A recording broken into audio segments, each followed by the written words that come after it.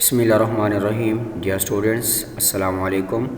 Faizan Attar on line study YouTube channel میں آپ کو خوش آمدید کہتے ہیں. میں ہوں آپ کا اسلامیات ٹیچر جمیل احمد. آج کی اس ویڈیو میں کلاس داہم کی اسلامیات لازمی کی کتاب کا صفحہ نمبر 75 پر موجود سبق جس کا نام ہجرت و جہاد ہے، اس کے سوالات کے جوابات کریں گے. اور اس ویڈیو میں جو ٹاپک شامل ہے وہ ہے صرف جہاد کا. اس سے پہلے ہم نے ہجرت کے ٹاپک پر سوال تیار کیے تھے اور اس ویڈیو میں ہم صرف جہاد کے سوالات کے جوابات کریں گے.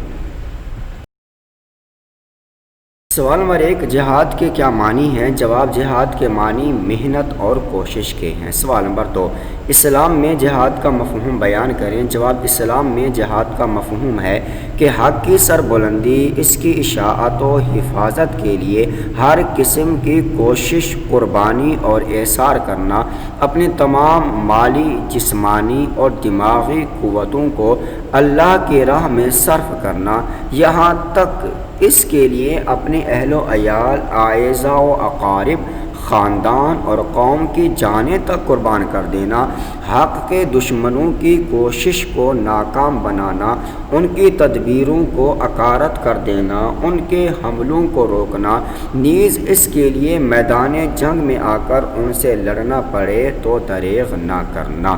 سوال نمبر 3، جہاد کی شرعی حیثیت بیان کریں. جواب، جہاد ایک منظم کوشش کا نام ہے اور اسلام میں اس کے واضح اصول و ضوابط ہیں.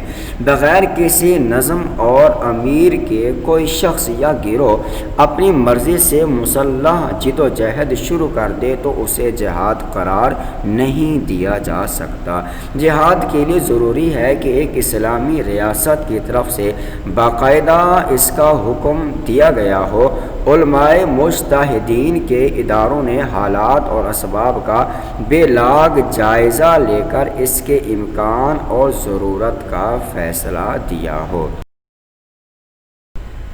سوال نمبر 4، جہاد کا مقصد بیان کریں. جواب، جہاد کا مقصد مظلوم مسلمانوں کی امداد کرنا، اشاعت اسلام کے راستے کی رکاوٹوں اور فتنوں کو دور کرنا اور رضائے الہی کا حصول ہے. سوال نمبر 5، علماء کی رائے میں جہاد کی اعلیٰ قسم کون سی ہے یا علماء نے جہاد اکبر کسے قرار دیا ہے؟ جواب، بعض علماء کی رائے میں جہاد کی سب سے اعلیٰ قسم خود اپنے نفس کے ساتھ جہاد کرنا ہے اور وہ اسے جہاد اکبر قرار دیتے ہیں. سوال نمبر 6، جہاد کی کتنی اقسام ہیں؟ ان کے نام لکھیں. جواب، جہاد کی 3 اقسام ہیں: جہاد بالعلم، جہاد بالمال اور جہاد بالنفس. سوال نمبر 7، جہاد بالعلم کی تعریف کریں. جواب، دنیا کے تمام شر اور فساد جہالت کا نتیجہ ہیں اور اس کا دور کرنا ضروری ہے. اگر انسان عقل و شعور اور علم و دانش رکھتا ہے تو اسے چاہیے کہ دوسروں کو بھی اس سے فیض پہنچائے. اس طرح علمی انداز میں دین کی تبلیغ و دعوت بھی جہاد کی قسم ہے. سورۃ الفرقان میں جہاد بالعلم کو جہادن کبیرہ یعنی بہت بڑا جہاد قرار دیا گیا ہے. سوال نمبر 8، ترجمہ تحریر کریں. ادعو الی سبیل ربک بالحکمت والموعظۃ الحسنہ وجادلہم باللتی ہی احسن. ترجمہ، لوگوں کو اپنے پروردگار کی طرف آنے کی دعوت حکمت و دانش اور خوبصورت نصیحت کے ساتھ کر دو. سوال نمبر 9، جہاد بالمال کی تعریف کریں. جواب، اللہ تعالیٰ نے انسان کو جو مال عطا کیا ہے اس کا مقصد یہ ہے کہ اسے اللہ کی رضا کے راستے میں خرچ کیا جائے اور حق کی حمایت و نصرت کے سلسلے میں انفاق سے گریز نہ کیا جائے. سوال نمبر 10، ترجمہ تحریر کریں. الذین آمنوا وہاجروا وجاہدوا فی سبیل اللہ باموالہم وانفسہم اعظم درجۃ عند اللہ. ترجمہ، جو لوگ ایمان لائے اور جنہوں نے ہجرت کی اور اللہ کے راستے میں اپنے مالوں اور جانوں سے جہاد کیا، یہ لوگ اللہ کے پاس نہایت بلند مرتبے پر فائز ہیں.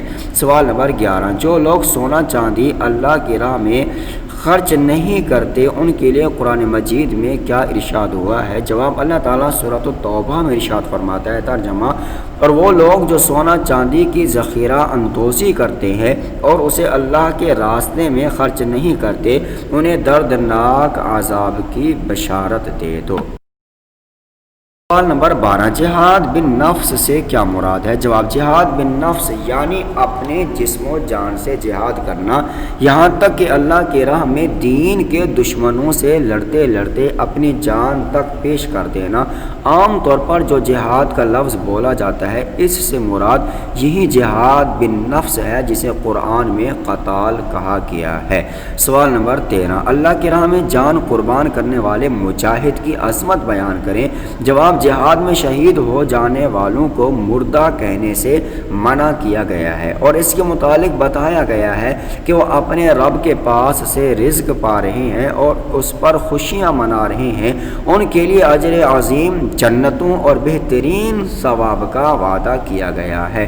سوال نمبر 14، جب عورتوں نے رسول اللہ صلی اللہ علیہ وآلہ وسلم سے جہاد میں جانے کی اجازت چاہی تو رسول اللہ صلی اللہ علیہ وآلہ وسلم نے کیا فرمایا؟ جواب، ایک مرتبہ عورتوں نے رسول اللہ صلی اللہ علیہ وآلہ وسلم سے جہاد میں جانے کی اجازت چاہی تو رسول اللہ صلی اللہ علیہ وآلہ وسلم نے فرمایا، تمہارا جہاد حج مبرور ہے۔ سوال نمبر 15، حج مبرور سے کیا مراد ہے؟ جواب، ایسا حج جس میں زبان اور ہاتھ سے کسی کو تکلیف نہ پہنچی ہو، حج کے تمام مناسک صحیح ادا کیے ہوں اور وہ اللہ کی بارگاہ میں مقبول ہو تو ایسا حج حج مبرور کہلاتا ہے۔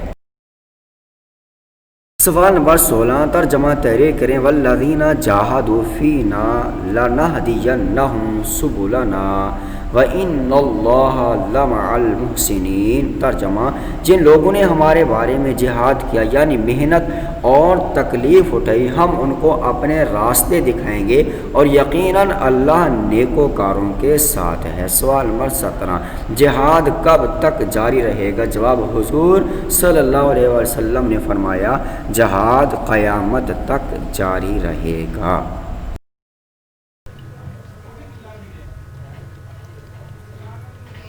ویڈیو کو لائک اور شیئر کریں، چینل کو سبسکرائب اور بیل کو پریس کریں۔